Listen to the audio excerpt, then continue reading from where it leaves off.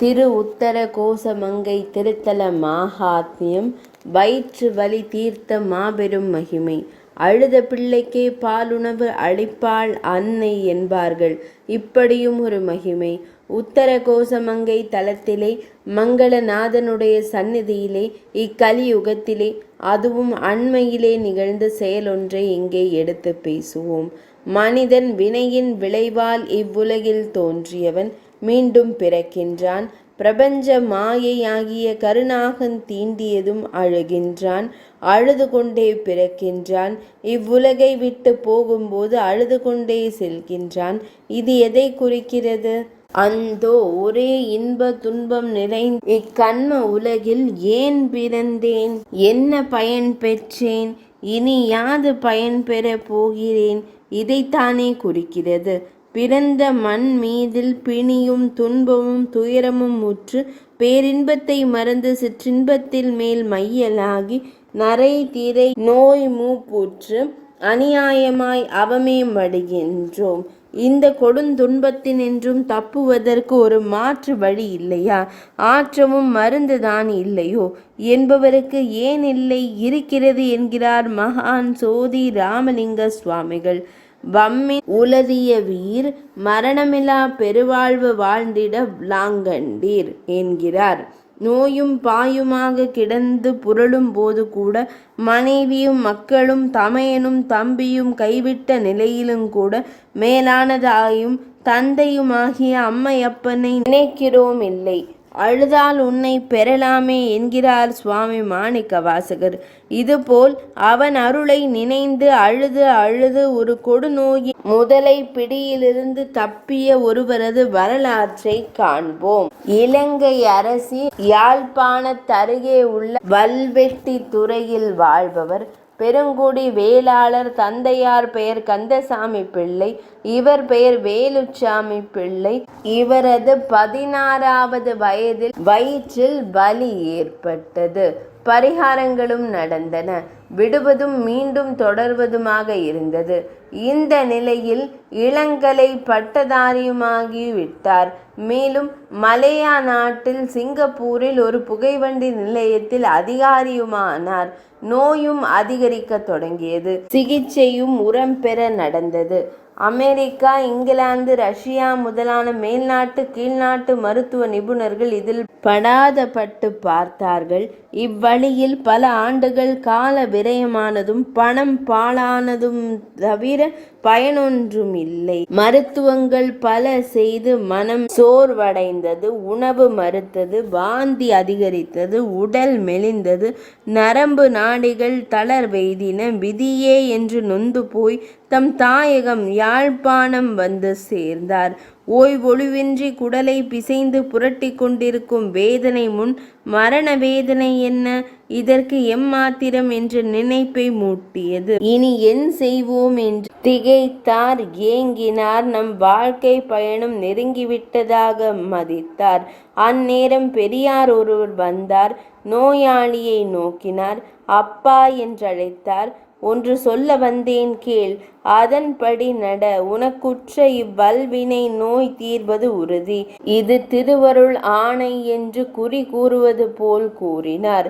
வெள்ளத்தால் ஈர்க்கப்பட்டு செல்பவன் கையில் அகப்பட்டதை தாவி பிடித்து கரையேற முயற்சிப்பவன் போல் வேலுச்சாமி பிள்ளை மரணத்தின் வாயிலிருந்து தப்ப வழிமேல் விழி வைத்திருந்தது வியப்பல்லவே. திருவருள் ஆணை என்ற சொல் சிந்தையை துருவியது. பெரியாரை வணங்கினார். ஆணையின்படி நடக்கிறேன் என்று உறுதிமொழி போல் கூறினார். பெரியோர் கூறியது, நமது முன்னையோர்கள் இந்தியாவில் சேதுபதிகளின் சீமையில் உத்தர கோசமங்கை என்னும் தலத்தில் வாழ்ந்தவர்கள். முசல்மான் இனத்தவரின் கொலை கொள்ளைகளிலும் உயிர் உய்ய அதை விட்டு குடிபெயர்ந்து இந்நாட்டை அடைக்கலமாய் வந்தடைந்தார்கள். நாம் அத்தலத்தில் அமர்ந்திருக்கும் இளவந்திகை நாதனாகிய மங்கள நாதனுக்கு ஆட்பட்டவர்கள். அவன் நமது ஆண்டான், நாம் அவனது அடிமை. இந்த ஆண்டான் அடிமை உரிமையை உன் தந்தையார் தலைமுறை வரை ஆண்டுகள் தோறும் அத்தலத்தை அடைந்து மங்களநாதனை பணிந்து பக்தி பரவசமாய் அர்ச்சித்து பூசித்து வழிபட்டு அடிபணிந்து விடாது பேணி வந்தார்கள். உன் காலத்தில் அத்தெய்வ வழிபாடு தவறிவிட்டது. சென்றதை கருத வேண்டாம். இனி செய்வதில் சிந்தனை செய். நாளை பின்னை என்று நாட்கழிவு கூடாது. இன்றே உத்திர கோசமங்கை செல்க. மங்களநாதன் சன்னதியில் ஒரு மையுடன் சரணாகதி புகுந்துவிடு. நிச்சயமாய் உன் நோய் தீரும். இதில் துளியும் ஐயப்பட வேண்டாம் என்று ஏவினார். வேலுப்பிள்ளையும் அதை வேத மொழியாக ஏற்று புறப்படலானார். 1936ஆம் ஆண்டு ஏப்ரல் மாதத்தில் வழி செலவிற்கு ரூபாய் 300 எடுத்துக்கொண்டு உத்தர கோசமங்கை வந்து சேர்ந்தார். கருணையின் கடலாகிய அப்பன் சன்னதியை சிறிது தூரத்தில் கண்ட அளவில் தாயை பிரிந்த கன்று போல் கைகள் உச்சிமேல் குவிய நாவு குளற மங்களநாதா மங்களநாதா என்று கூறி கோபுரத்தின் கீழ் அமர்ந்திருக்கும் முருகன் சன்னதியில் படுகிடையாக கிடந்தார். உடும்பு பிடியாய் பற்றி கொண்டார். நோய் முதுமை அடையும் போது இடையிடையே அலறிக்கொண்டும் துடிதுடித்து கொண்டும் கிடந்தார்.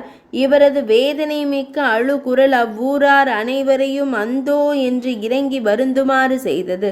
அப்பொழுது அந்நபருக்கு வயது 45. இவ்வூரில் ஓர் அம்மையார் வேளாள மரபை சேர்ந்தவள். இன்று வயது 63. இன்னும் வாழ்ந்து கொண்டிருக்கிறார்.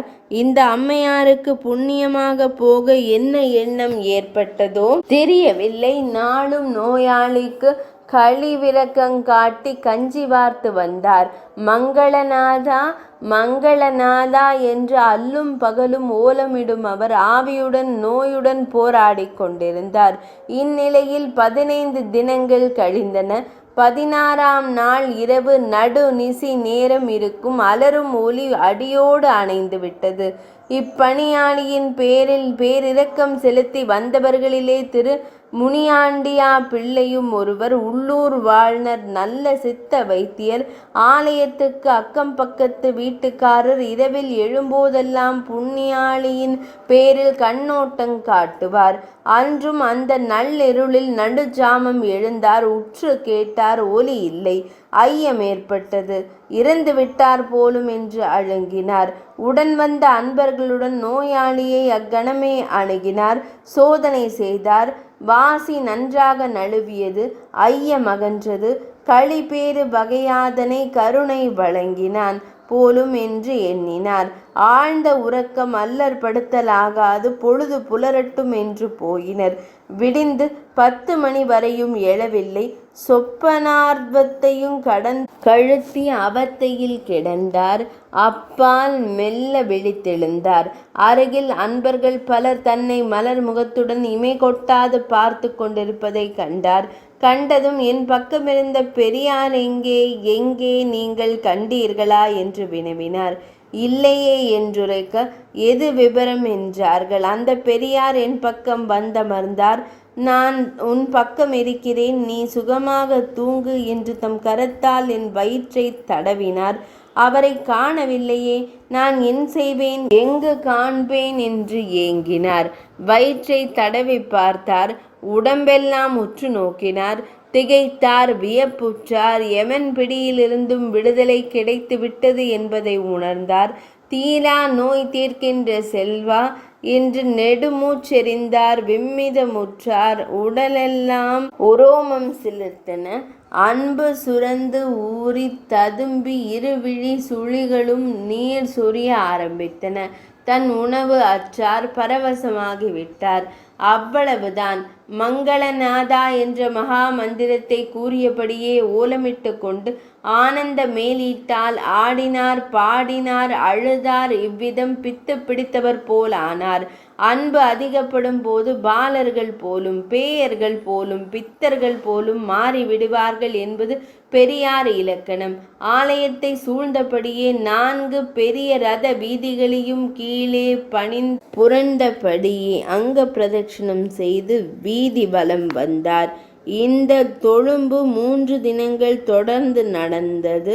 ஓரளவு சுயநிலைக்கு வந்தார். ஆறாமையும் பேராமையும் பெற்றார் இலவந்திகை நாதன் திருமுன் நின்று இருகரமேந்தி பிரார்த்திக்கலானார். என் உடலுக்குற்ற துணையே, உயிர் துணையே, வாழ்க்கையின் வழி துணையே, உன்னை நான் மறக்கலாமா? மறந்தால் யாதாவேன்? உன்னை வேண்டும் வரம் ஒன்றுண்டு, அதுதான் என்னை மறவா வரம் என்று பிரார்த்தித்தார். தான் கொண்டு வந்த பணத்தில் எஞ்சியதை ஏழைகளுக்கு தானமும் செய்தார். மங்களநாதனது மலரடிகளை மறவாது மனதில் இருத்தியபடியே தன் நாடு போய் சேர்ந்தார். அடுத்த ஆண்டும் வந்து இலவந்திகை நாதனை அர்ச்சித்து பூஜித்து வழிபட்டு ஆராதித்து சென்றார். அப்பால் வரவில்லை. வாழ்க மங்களநாதன் திருவருள். இரண்டாம் அதிசய சம்பவம் நிறைவடைந்தது.